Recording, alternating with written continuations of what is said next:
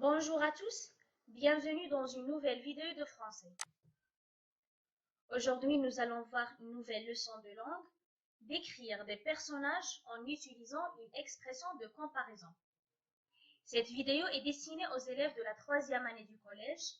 Vous pouvez la retrouver dans le manuel Parcours, page 135-136. Commençons par lire le texte proposé dans le livre. 2 hommes parurent. L'un venait de la Bastille, l'autre des jardins des plantes. Le plus grand, vêtu de toile, marchait le chapeau en arrière, le gilet déboutonné et sa cravate à la main. Le plus petit, dont le corps disparaissait dans une redingote marron, baissait la tête sous une casquette à visière pointue. Quand ils furent arrivés au milieu du boulevard, ils s'assirent, à la même minute, sur le même banc. Pour s'essuyer le front, ils retirèrent leurs coiffures, que chacun posa près de soi. Et le petit homme aperçut, écrit dans le chapeau de son voisin, Bouvard, pendant que celui-ci distinguait aisément dans la casquette du particulier en redingote le mot Pécuchet. Tiens, dit-il, nous avons eu la même idée, celle d'inscrire notre nom dans le couvre-chef. Cet extrait est tiré d'une œuvre du titre Bouvard et Pécuchet de l'écrivain français Honoré de Balzac. Commençons par une observation et compréhension du texte. Nous avons ici deux personnages, deux hommes, qui s'appellent Bouvard et Pécuchet. Dans ce texte, ces deux hommes sont décrits d'une manière différente. Le plus petit, c'est Pécuchet, et le plus grand, c'est Bouvard. Donc nous avons ici une description de la taille, petit, grand. Deux adjectifs qualificatifs. Posons la question pour chacun d'eux. Comment est Pécuchet? Comment Pécuchet est décrit dans le texte? Pécuchet est le plus petit.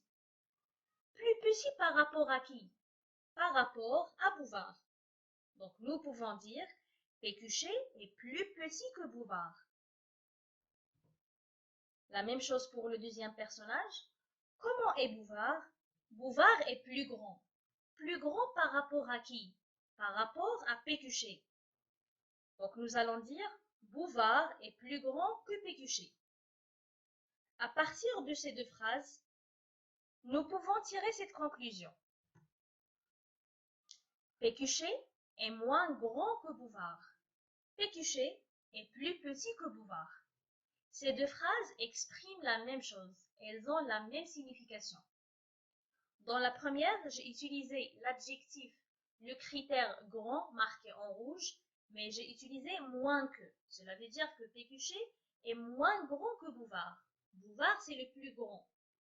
La même chose ici aussi, donc dans la phrase B, Pécuchet est plus petit que Bouvard. Donc j'ai utilisé plus que et l'adjectif qualificatif petit. Je viens donc d'établir une comparaison entre les deux personnes. Une comparaison sur quel critère? Sur le critère de la taille, grand, petit. Voyons maintenant la construction de ces deux phrases. Nous avons commencé par un sujet qui est le comparer, la personne qu'on compare, plus un verbe qui est dans ce cas le verbe être, plus ou bien moins, cela dépend de quelle phrase, plus un adjectif qualificatif, les deux mots qui sont marqués en rouge, plus que, plus le comparant.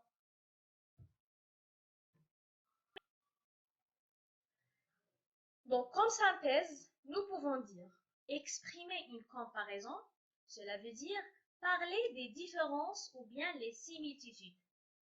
Les différences, qu'est-ce qui est différent entre deux personnes, deux animaux, deux objets? Les similitudes, qu'est-ce qui est égal? Ils ont quoi en commun?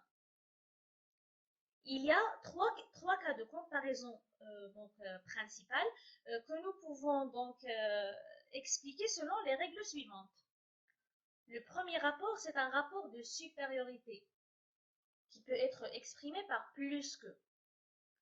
Ou bien, Le deuxième, un rapport d'infériorité que nous pouvons exprimer par moins plus un adjectif qualificatif plus que. Ou troisièmement, un rapport d'égalité.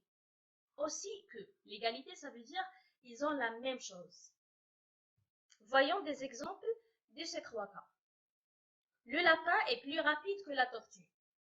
Lina est moins bavarde que son amie. Donc ça veut dire que Lina, elle parle moins que son amie.